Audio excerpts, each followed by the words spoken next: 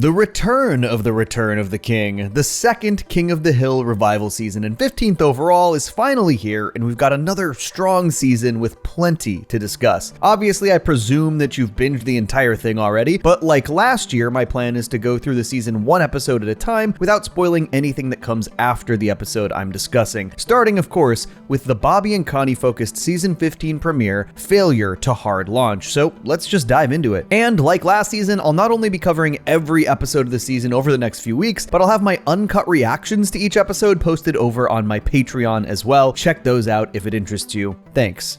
One thing about Hank Hill is that he is no stranger to medical ailments, narrow urethra, back problems, constipation. These all required specific medical specialists, and we know that for Hank, the most important thing is a professional with integrity. He could probably get some real use out of today's video sponsor, ZocDoc. I'm sure you, like many people, just have that little lingering ailment or pain that's been bothering you, and it can be so hard to find a doctor that won't write you off, but also will give you a little bit of peace of mind about what you're feeling. ZocDoc is a completely free website that helps you book high-end, quality, in-network doctors so you can find yourself a physician who will actually listen to your needs. In-network appointments, more than 150,000 providers across all 50 states. We're talking primary care, dental health, eye care, skin care, all kinds of specialists. You can search by symptom or specialty to find the care that you need, whether you prefer going in person or having a virtual video appointment. The filters are really helpful. You can filter by which doctors take your insurance, filter by location. You can see who is the most highly rated doctors by verified patients. And when you do find that doctor, you can immediately see their appointment availability, and it makes it so easy to book with just the click of a button. There are even same-day appointments available if needed. I moved to a new city within the past couple of years, and let me tell you, finding an entirely new medical team is sort of a daunting process, but using ZocDoc, that process was so easy. I know medical appointments are booked as needed, and the most important thing is that you find the help that you need. But the next time you decide to find a doctor for that little ailment or lingering pain, please consider using my link, ZocDoc.com/Johnny2Cellos, or click the link in the description and find and instantly book a top-rated doctor today. Okay, I am so excited to be talking about this revival again after season 14 delivered what was pretty easily my favorite animated revival of all time. For season 15, it does seem like there's a bit less pressure since the premiere last year basically had to act as a new pilot for the aged up setting and slightly explain what happened in the interim period. But now the show has already returned and been met incredibly positively overall, they can fully enter this new status quo. This one opens up with another pretty fun modern issue for Hank to clash with. He wakes up to find a new massive electric truck parked in front of his house. I love this as a conflict for a couple reasons. One, it can be very annoying to find a neighbor leaving their car in front of your property for prolonged periods of time, even if it's technically totally fine and legal. It's just sort of a neighborly faux pas, and I like that this is just a mildly irritating, very low-key issue for Hank to deal with. But what really makes this plot fun is Hank's real issue here isn't just that it's parked in front of his house, it's that it's parked in front of his house and electric. I don't want anyone to think that's my truck. This really ends up being the B story of the episode, but it's a fun sort of mystery for Hank and the gang to solve, also for them to just generally gripe about the mere notion of an electric truck. But the episode title here, Failure to Hard Launch, is all about Bobby and Connie. Now that they're a fully fledged couple, we're starting to see how that relationship develops and continues, and obviously in today's age, the hard launch is a huge step in a relationship. This feels like a pretty smart and natural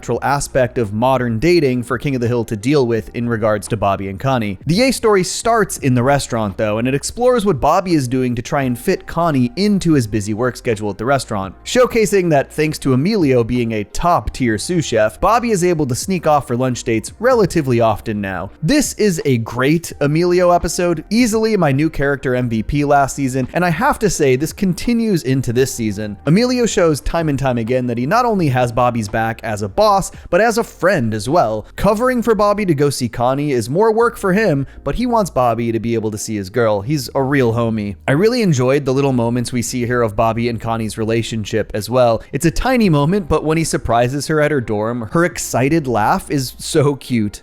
Hello.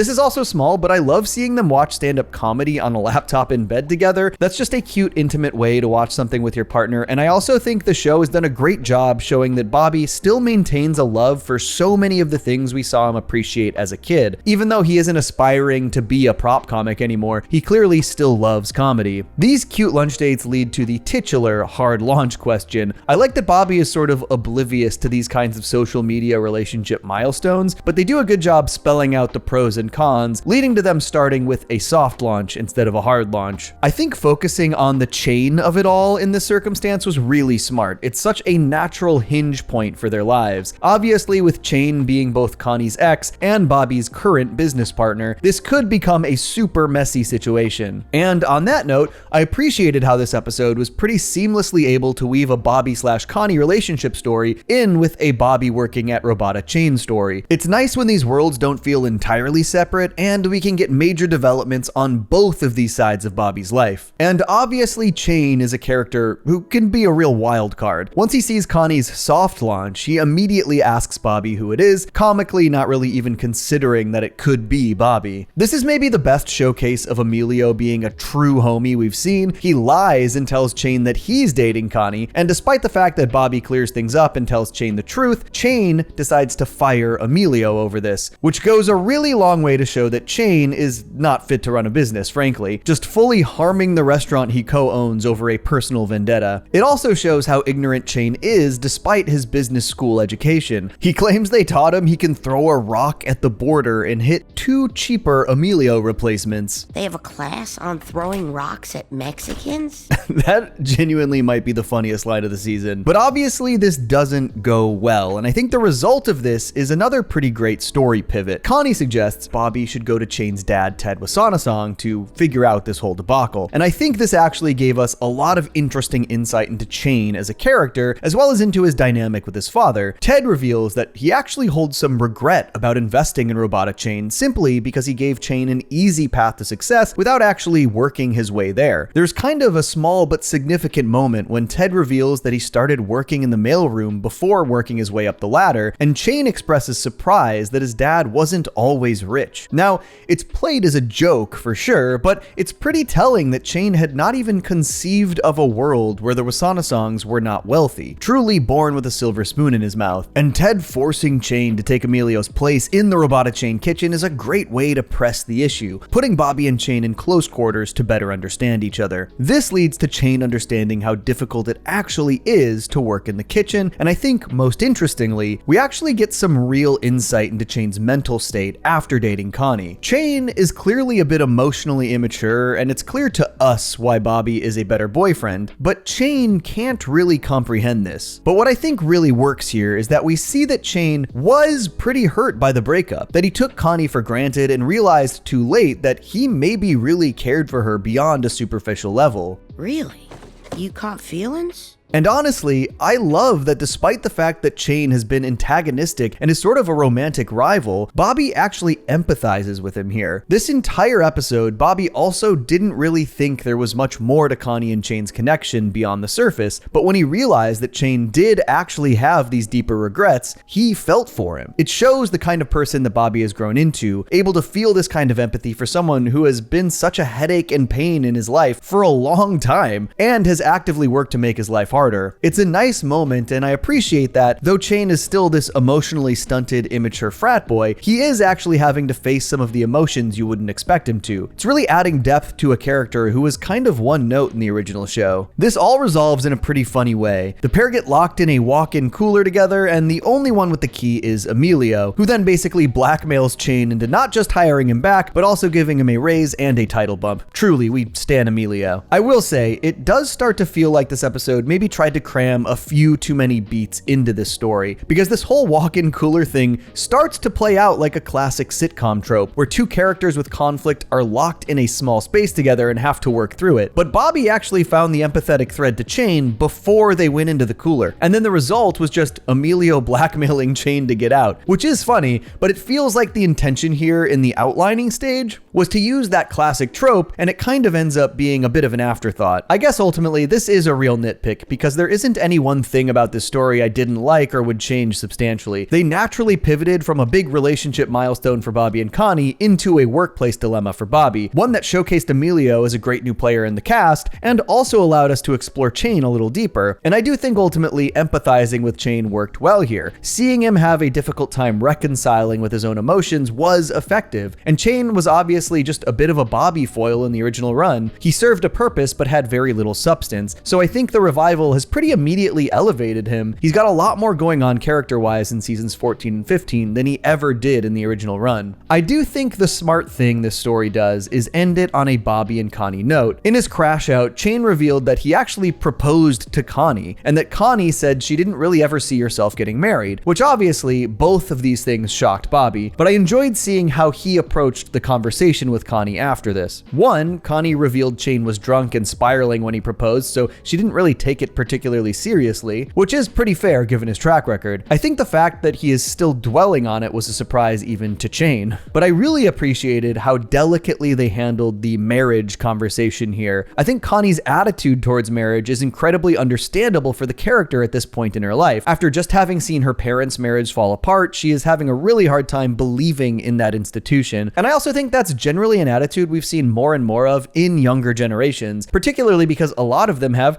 just like Connie, seen their own parents' marriages end. And Bobby is very understanding and delicate with this super vulnerable admission from Connie, expressing that he totally understands and empathizes with her and knows that their relationship is very new, but also that the possibility of marriage being on the table is kind of important to him. It's a really nice and very grown-up example of relationship communication, dealing with complicated emotions and histories. And immediately after this, they hard launch, much to Hank's approval and Con and Min's dismay. No! Anyone but him! Okay, let's talk a bit about the electric truck mystery subplot. As I said, it really acts as the B story because it's pretty light and inconsequential, but it definitely has a lot of fun beats. Hank struggling with not only how to leave a passive-aggressive note on the car, but how to word it without actually calling it a truck is very funny. And we love a showcase of Peggy's overconfidence, convinced she's enough of a detective to solve the case herself. I particularly liked the stakeout sequence. We get Boomhauer playing banjo while they wait for the car's owner to show up, and I think this is the first we've seen him really play since The Bluegrass is Always Greener, which is a great episode. There are a surprising number of music-focused stories in the original run, definitely something I'd love to see them circle back to in this revival. Hilariously, the truck ends up moving itself across the street with a self-driving feature. One of the things I did enjoy about this subplot is that though of course Hank would never fully relent on his distaste for the idea of an electric truck, he did find a couple features that he realized would be pretty useful, particularly the doors opening on their own when the key gets within 3 feet of the car, as he says, in case his hands were full with fertilizer. But this is actually also a great detail that ends up rewarding you on rewatch once the mystery is revealed. I found it very funny that Peggy made a big fuss about solving the entire thing when the way she solved it was actually that Nancy called her and told her whose truck it was. It's very Peggy to just take credit as having done the detective work when she actually was just given the answer. So yes, it turns out the truck was Nancy's, a gift from the TV studio for selling Arlen getting renewed, with Dale obviously keeping this from everyone the whole time. And if you watch back, the first time the whole gang approaches the truck towards the beginning of the episode, Dale actually makes an excuse to stay back. And as we learned later, it's because if he had gotten closer to it, the doors would have opened. Dale was also the one to tell Hank that there had been a response note after they left theirs. Lots of little hints that he knew something everyone else didn't. This didn't end up being any sort of mind-blowing mystery or top-tier B story, but it was a lot of fun. I like seeing the Alley gang have to put their heads together to figure something out, get a little bonding in while they're at it, and of course, we love Dale being a shiesty little guy. It was pretty fun. Overall, this was a solid premiere. I liked that it pretty naturally continued both the Bobby-Connie relationship and gave us a strong Robota Chain-focused story. And while Hank and Co. were relegated to the B story, it was a fun, light, low-key mystery with plenty of Hankisms. Though, in regards to the Bobby-Connie throughline, one thing that I have found interesting about these revival seasons are the more serialized elements. King of the Hill always had ongoing stories that would carry over in some ways. Hell, season 3 had Luann's hair grow back over the course of the entire season after Propane Boom, showing it at different lengths across all those episodes. But because these seasons only contain 10 episodes apiece as opposed to the 20 plus in the original run, these plot elements feel a bit more front and center, simply because there's a higher ratio given the shorter episode counts. And the thing that this has definitely affected the most is the progression of Bobby and Connie's relationship. And where season 14 got them reacquainted before finally getting them back together towards the end of the season, this one puts a lot more focus on the progression of the relationship itself. On one hand, I do think it's pretty nice to have that thread and through line to follow across the revival. On the other hand, sometimes I wish we had a bit more time to focus on other Bobby stories that aren't centered around Connie or the restaurant. Hopefully, as we move forward, this is something we'll see more of. Now, I do think this is a very solid premiere, but interestingly, it doesn't seem to have been written as the premiere. Though both seasons 14 and 15 have been binge released on streaming, they've actually jumbled up the production order pretty substantially in both seasons. This episode is actually given a production code for the third episode in the season, and it makes me wonder what exactly about it made them think it was the right one to launch the season with, particularly because it's a pretty Hank light episode and Bobby heavy episode. Maybe sort of symbolically showing that the show is starting to lean a bit more into Bobby as the emotional through line, since